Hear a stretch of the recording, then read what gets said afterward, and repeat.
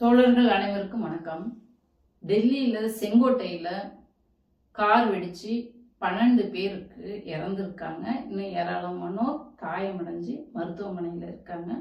அவங்க விரைந்து நலம் பெற்று வரணும். இறந்தவர்களுக்கு நம்முடைய ஆழ்ந்த இரங்கல்களை தெரிவித்துக் கொள்வோம். இந்த காணொலியும் அந்த டெல்லி குண்டு வெடிப்பு குறித்து தான் பார்க்க போகிறோம். காணொலிக்குள்ளே போகிறதுக்கு முன்னாடி திராவிட பேச்சரங்க சேனலை சப்ஸ்கிரைப் பண்ணிக்கோங்க. நன்றி, வணக்கம். அதாவது இந்த டெல்லி குண்டு வெடிப்பு சம்பவம் என்பது உமர் நபி என்பவர் காரை ஓட்டிட்டு வந்திருக்காரு. காரை ஓட்டிட்டு செங்கோட்டைக்கு பக்கத்துல கார் வெடிச்சிருச்சு. இது தற்கொலைப்படை தாக்குதலாக இருக்கலாம் என்று சந்தேகப்படுறாங்க. அதுல அந்த நைட்ரஜன் அந்த இது அதிகமா வச்சிருப்பாங்க, அதனால கார் வெடிச்சிருச்சு அப்படின்னு சந்தேகப்படுறாங்க. அதாவது ஏன் இது தற்கொலைப்படை தாக்குதலாக இருக்கலாம் அப்படின்னு சொல்றாங்கன்னாக்க, இந்த சம்பவம் நடக்கிறதுக்கு முன்னாடி 2 நாட்களுக்கு முன்னாடி தான் ஹரியானாவில் அல்பலா பல்கலைக்கழகத்துல வேலை செய்யக்கூடிய அந்த ஹரியானாவில் உள்ள அல்பலா பல்கலைக்கழகத்துல பேராசிரியர் முசம்மில் கனாயி என்பவரை கைது பண்ணியிருக்காங்க. 360 கிலோ வெடிப்பொருட்கள் வச்சிருக்கிறதாக அவர் கைது பண்ணியிருக்காங்க. அது மட்டும் இல்ல, அவர் கொடுத்த தகவலின் அடிப்படையில லக்னோல மருத்துவர் ஷாகிஷ்ன்றவங்க, அவங்க ஒரு பெண் மருத்துவர், அவங்களையும் கைது பண்ணியிருக்காங்க. இன்னொருத்தர் காஷ்மீர்ல டாக்டர் ஆதில் அகமதி என்பவரை 3 பேர் உள்ளிட்ட மொத்தம் 8 தீவிரவாதிகளை கைது பண்ணியிருக்காங்க. இதுல என்ன ஒரு வேடிக்கைனாக்க, இந்த உமர் நபி அவரும் இந்த பல்கலைக்கழகத்துல அல்பலா பல்கலைக்கழகத்துல பேராசிரியராக பணிபுரிந்தவர் தான். டாக்டரேட் படிச்சுட்டு இருந்திருக்காங்க. இவங்க எல்லாருமே எப்படி ஒரு மருத்துவர்கள் இந்த மாதிரி தீவிரவாதிகளாக ஆனாங்க. பெரும்பாலும் இதுல மருத்துவர்கள் தான் இந்த தீவிரவாத தாக்குதல்ல ஈடுபட்டு இருக்காங்க. இதுல தான் அதிர்ச்சிகரமான சம்பவமே, ஒரு மருத்துவர்கள் தீவிரவாதிகளா ஆவாங்களா அப்படின்ட்டு எல்லாரும் ரொம்ப வியப்பா பாக்குறாங்க. இதுக்கு காரணம் என்ன அப்படின்னு பார்த்தா, ஏன் இந்த மாதிரி மருத்துவர்கள்லாம் தீவிரவாதிகளாக வராங்க என்று பார்த்தோம்னா, இப்போ பதன்கோட்ல இப்ப காஷ்மீர்ல 23 பேரை சுட்டு கொன்னாங்க இல்லையா, அதற்காக ஆபரேஷன் சிந்தூர் என்ற ஒரு ஆபரேஷனை ஒன்றிய அரசாங்கம் நடத்தியது. அத மோடி கூட அந்த ஆபரேஷனுக்கு பேரு சிந்தூர்னு பேர் வச்சாரு. அந்த ஆபரேஷன்ல தான் ஜெய்ஷ்-இ முகமது அமைப்பை சேர்ந்த அந்த அமைப்போட தலைவர், அவர் குடும்பத்தை சேர்ந்த 10 பேர் இந்த தாக்குதல்ல கொன்னுட்டாங்க. இந்த மரணத்துக்கு பழி வாங்குவதற்காகத்தான் இந்த தாக்குதல் நடந்ததாகவும் சொல்லப்படுகிறது. தாக்குதல்கள் பலவிதமா நடந்திருக்குது. இந்த தாக்குதலை செஞ்ச உமர் நபிங்கிறவரு ஒரு கார்ல, அதாவது ஹூண்டாய் i20 என்ற கார்ல ஓட்டிட்டு 2 நாளா இவங்களெல்லாம் கைது பண்ணிட்டாங்க. இந்த ஃபர்ஸ்ட்ல சொன்னேன் இல்லையா, ஹரியானாவில் பரிதாபத்தில் உள்ள அந்த மாவட்டம், அந்த இடத்துக்கு பேரு பரிதாபம்னு பேர் வச்சிருக்காங்க பாருங்களேன். பரிதாபத்தில் உள்ள அந்த அல்பலா பல்கலைக்கழக பேராசிரியரா இருந்த இந்த 3 பேர் தொடர்ந்து இந்த 8 பேரை கைது பண்ணோன்னு, எங்க நம்மளும் மாட்டிப்போமோ அப்படின்னு பயத்துல போயிட்டு அந்த தீவிரவாத தாக்குதல் தற்கொலைப்படை தாக்குதலாகவும் இருக்கலாம் அப்படின்ற ஒரு சந்தேக பார்வையிலையும் தேசிய புலனாய்வு அமைப்பு சொல்றாங்க. அது மட்டும் இல்ல, இது விபத்தாகவும் இருக்கலாம் என்று அந்த கான்செப்ட்லயும் சொல்லிட்டு இருக்காங்க. எது எப்படியா இருந்தாலும் உள்துறை அமைச்சர் இந்த தாக்குதலை நடத்தினவங்கள உரிய தண்டனை வாங்கி கொடுக்கப்படும் அப்படின்னு சொல்லிட்டு இருக்காங்க. இப்போ இத்தனை பேர் தொடர்ந்து தாக்குதல்கள், புல்வாமா தாக்குதல் எதுக்காக நடந்தது அப்படின்னு இன்னும் இதுவரைக்கும் கண்டுபிடிக்கப்படல. 2019 நடந்தது இல்லைங்களா புல்வாமா தாக்குதல். அதுல 40 பேர் ராணுவ வீரர்கள் சுட்டுக் கொல்லப்பட்டாங்க. அதுல 360 கிலோ அந்த RDX மருந்து யாரு அங்க எப்படி கொண்டுட்டு போனாங்க என்ன, இதுவரைக்கும் உள்துறை அமைச்சகத்தை தன்னுடைய கட்டுப்பாட்டில் இருக்கிற அமித்ஷா எந்த ஒரு தாக்குதலுக்கும் காரணங்களை இன்னும் சொல்லவே இல்லை. ஆபரேஷன் சிந்தூர் தாக்குதலா பெஹல்காம்ல நடந்தது இல்லையா, அந்த தாக்குதலுக்கும் 23 பேர் சுற்றுலா பயணிகளை சுட்டு கொன்னாங்க. ஹனிமூன் போன புது மன தம்பதிகளை பஹல்காம் தாக்குதல்ல சுட்டு கொண்டாங்க. இந்த உமர் நபின்றவரும் பஹல்காம் மாவட்டத்தை சேர்ந்தவர் தான். அங்க இருந்து தான் வந்துட்டு அங்க 7வது நபரா இந்த கார் வந்து இவர்கிட்ட வந்திருக்குது. அந்த பஹல்காம் மாவட்டத்துல இருக்கிற ஒருத்தத்தை தான் இந்த ஹூண்டாய் i20 அப்படின்ற காரை வாங்கியிருக்காங்க. அதுவும் சரியான அந்த டாக்குமெண்ட்ஸ் முறையானதா இல்லை, அதெல்லாம் இல்லீகலா தான் அந்த காரும் வாங்கினதாக தேசிய முகமை சொல்றாங்க. இந்த குண்டு வெடிப்பு நடந்த உடனே டெல்லி போலீசார்ட்ட இருந்து இந்த வழக்கு வந்து தேசிய முகமை NIA வந்து வாங்கிடுச்சு. இப்படியெல்லாம் தொடர் குண்டு வெடிப்புகள் நடந்துட்டு இருக்கு.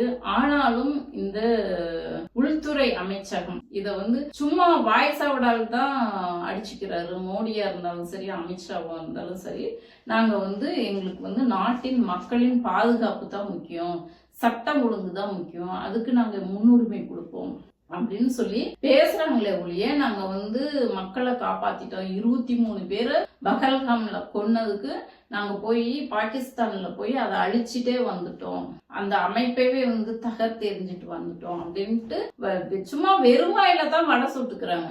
மோடி, அமித்ஷா, பிஜேபி காரங்களாம் வாயில வடை சுடுறதையே அவங்க வந்து வழக்கமா வச்சிட்டு இருக்காங்க.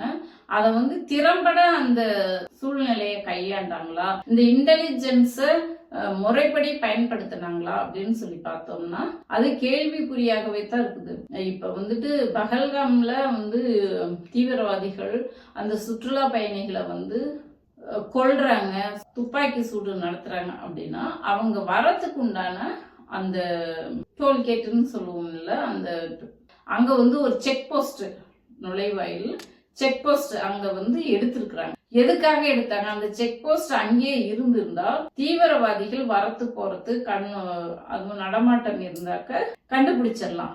அதை எடுத்ததன் விளைவுதான் தீவிரவாதிகள் உள்ள வந்து ஷூட் பண்ணிட்டு போற வரைக்கும் இந்த ராணுவத்துக்கு தெரியாம இருந்திருக்கு. அப்போ அங்கேயே வந்துட்டு உள்துறை அமைச்சகம் வந்து ஃபெயிலியர் ஆயிடுச்சு. நீங்க அங்கேயே வந்துட்டு அந்த செக் போஸ்ட் எடுக்காம இருந்திருந்தால் வந்து எப்ப வந்தாங்க என்ன என்று கண்டுபிடிச்சிருக்கலாம். அப்பயே உள்துறை அமைச்சகம் ஃபெயிலியர் ஆயிடுச்சு. அது ஒரு தப்பு பண்ணிட்டு நாங்க 23 பேரை கொன்னுட்டாங்க, பதிலுக்கு நாங்க போர் தொடுக்கிறோம் அப்படின்னு சொல்லிட்டு போரை தொடுத்து இன்னைக்கு வந்துட்டு அது எங்க வந்து நிக்குதுன்னா அவங்க பதிலுக்கு வந்து தாக்குது. இந்தியாவுக்குள்ள இன்னும் எங்கெங்க குண்டு வெடிக்கும், என்ன பண்ணும், ஏது பண்ணும், ஒண்ணுமே இந்த மக்கள் வந்து ரொம்ப பயத்திலையும் அச்சத்திலையும் இப்படி இருக்காங்க.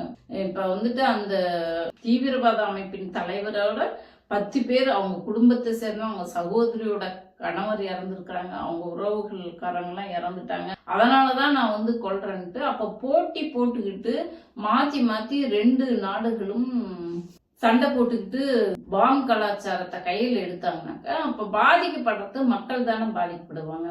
மக்களுடைய பாதுகாப்பு தான் முக்கியம், நான் சட்ட ஒழுங்கு பாதுகாப்புறது தான் முக்கியம் அப்படின்னு சொல்லிட்டு மோடியும் அமித்ஷாவும் வாய்ஸ் ஆவடால் விட்டுக்கிறவங்க எங்க பாதுகாப்பு கொடுத்தாங்க? அது ஒரு கேள்வியா இருக்கு. இப்போ தமிழ்நாட்டுல வந்து யாராவது கீழே தடிக்கி விழுவ மாட்டாங்களா, அதை வச்சு நம்ம சட்ட ஒழுங்கு பிரச்சனை ஏற்படுத்தலாமா அப்படின்ட்டு கொய்யோமியோன்னு கத்திக்கிட்டு பிரஸ் முன்னாடி உட்காந்துக்கிட்டு இங்க சட்ட ஒழுங்கு சரியில்லை, ஆட்சி ராஜினாமா பண்ணுங்க அப்படின்னு சொல்லிட்டு கத்திட்டு இருந்த இந்த வானதி சீனிவாசன், தமிழிசை, குஷ்பு பேசுனதெல்லாம் காட்டினா இல்லைங்களா? எவ்வளவு தரம் தாழ்ந்து வாடா போடா அப்படிலாம் மரியாதை இல்லாம பேசலாமா ஒரு ஆட்சியாளர்களோ ஒரு முதல்வரை? ஏதோ நடக்க கூடாது நடந்த மாதிரி அப்படி பேசினாங்க. நான் ஃபர்ஸ்ட்ல இருந்தே அந்த வீடியோ குஷ்புக்கு வீடியோ பண்ணும்போதே நான் சொல்லியிருந்தேன், இது தடுக்க வேண்டியதுதான், தவிர்க்க வேண்டியதுதான். இதை வந்து நம்ம சரின்னு என்னைக்குமே சொல்ல போறதில்ல. ஆனாலும் எதிர்பார் நடந்த உடனே சுட்டு போலீஸ் பிடிச்சிருக்கு, அதை வந்து உடனுக்குடனே நடவடிக்கை எடுக்கிறத இவங்க வந்து சொல்றதில்ல. இப்போ புல்வாமா தாக்குதலா இருந்தாலும் சரி, 2019 நடந்த புல்வாமா தாக்குதலா இருந்தாலும் சரி, இது வரைக்கும் எதுக்காக அந்த தாக்குதல் நடந்தது? அந்த புல்வாமா தாக்குதல தான் அபினவ்ன்றவர் போயிட்டு அங்க போய் விழுந்து வந்தாரு, காப்பாற்றப்பட்டு மீண்டு கொண்டுட்டு வந்தாங்க. அது வந்து தேர்தல் நேரத்துல பிரச்சாரம் பண்ணிக்கிட்டாங்க, நாங்க பாருங்க போய் அழிச்சிட்டு வந்துட்டோம் அப்படின்னு சொல்லிட்டு அவங்க தேர்தல் பிரச்சாரத்துக்கு தான் அதை பயன்படுத்தினாங்களே ஒழிய மக்களுக்கு அதனால எந்த யூஸும் இல்லை. அதே போலத்தான் இப்ப பகல்காம் தாக்குதலையும் இப்ப சிந்தூர் ஆபரேஷன் சிந்தூர்னு பெண்களை ஈர்க்கும் விதமாக பெண்கள்கிட்ட சிம்பத்தி கிரியேட் பண்ணும் விதமாகத்தான் இந்த பேர் வைக்கிறதுல ஒரு குறையுமே இல்லை. ஆனா சோறு தான் வைக்க மாட்டாங்க இந்த பிஜேபி ஆட்சியில. அதுதான் பிரச்சனை. பேர்லாம் சூப்பரா வச்சுக்குவாங்க, ஆபரேஷன் சிந்தூர்னு. அந்த பெண்களுக்கு பாதுகாப்பு கொடுத்தாங்களான்னா இல்ல, யாருக்கும் பாதுகாப்பு கிடையாது. இப்ப 12 பேர் இறந்துட்டாங்க. அது யாரு என்ன இன்னும் அந்த விவரங்கள் கூட தெரியாம இருக்குது, யார் யார் இறந்தாங்க என்னன்னு. இன்னும் மேலும் உயிரிழப்புகள் ஏற்படக்கூடும். அந்த அளவுக்கு அவங்க வந்துட்டு காயம் வந்து பலமா இருந்திருக்கு அப்படின்னு சொல்லிட்டு சொல்றாங்க. அப்போ தொடர்ந்து இந்த குண்டு வெடிப்புகள் நடந்துட்டு இருக்கு. இதைய பத்தி எல்லாம் இவங்க வந்து அப்போ அவங்க ஒன்றிய அரசாங்கத்தின் மீது அங்க ஏதாவது ஒரு நடந்தாக்க தேச பாதுகாப்பு, தேசத்துக்காக இதெல்லாம் நடத்துறாங்க அப்படின்ட்டு போயிருவாங்க பிஜேபி அரசாங்கம். அதனால பிஜேபி அரசாங்கத்தின் மேல தப்பு இல்லை அப்படின்னு சொல்லிட்டு போயிருவாங்க. இன்னைக்கு பொன்னார் கூட பேட்டி கொடுக்கறாரு, இந்த குண்டு வெடிப்புல காங்கிரஸ்ல யார் யாருக்கு என்னென்ன ரோல் இருக்குன்னு விசாரணையில தெரிய வரும் அப்படின்றாங்க. அது எப்படி தமிழ்நாட்டுல நடந்தாக்க திமுக யாராவது தடிக்கு விழுந்தாக்க கூட திமுக அரசு காரணமாயிருவாங்க. ஆனா ஒன்றிய அரசு கட்டுப்பாட்டுல இருக்கிறப்ப அங்க நடந்தா இப்படி காங்கிரஸ் காரணமாயிருவாங்கன்னு ஒண்ணுமே புரியல. இவங்க இப்ப வந்துட்டு இந்த இவ்வளோ பெரிய ஒரு குண்டு வெடிப்பு நடந்திருக்கு, இன்னும் ஒருத்தர் அதை கண்டிச்சு ஒரு அறிக்கை விடல, ஒரு இது பண்ணல. பிஜேபிக்காரங்க யாரும் எதிர்கட்சி அமைதியா இருக்குது.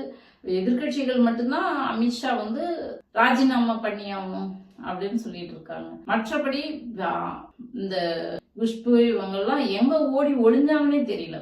ஆளே அட்ரஸ் இல்ல, எல்லாம் மறைஞ்சிட்டாங்க. அப்படிதான் இருக்கு. இந்த குண்டு வெடிப்புல இந்த மக்கள் வந்து காப்பாற்றப்படணும், சட்ட ஒழுங்கு பேணி காக்கணும்.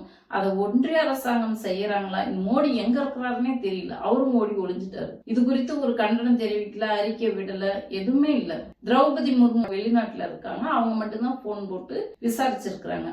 இப்போ இப்படி இருக்குது சட்டம் ஒழுங்கோட நிலைமை. தீவிரவாதிகளோட நடமாட்டம் ஒரு உள்துறை அமைச்சகத்துக்கு தெரியாம எப்படி தீவிரவாதிகள் உள்ள வராங்க? அந்த செக் போஸ்ட் தாண்டி எப்படி தீவிரவாதிகளால உள்ள வர முடியும்? அப்போ மக்களோடு மக்களாக தீவிரவாதிகள் கலந்துருக்கிறாங்களா, கண்டுபிடிக்க முடியாத அளவுக்கு இருக்காங்களா அப்படின்னலாம் பல சந்தேகங்கள் வருது.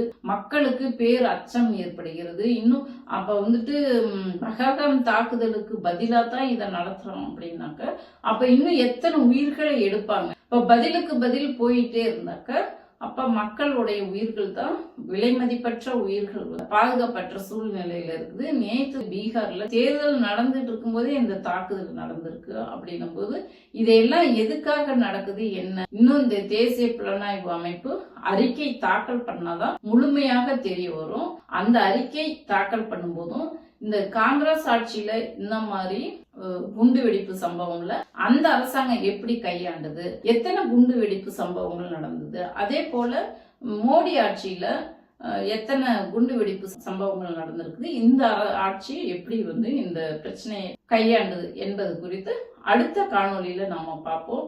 அது வரைக்கும் இந்த காணொலியை பார்த்துட்டு உங்களுடைய கருத்துக்கள் என்னன்னு நம்மளோட பகிர்ந்துக்குங்க. நன்றி, வணக்கம்.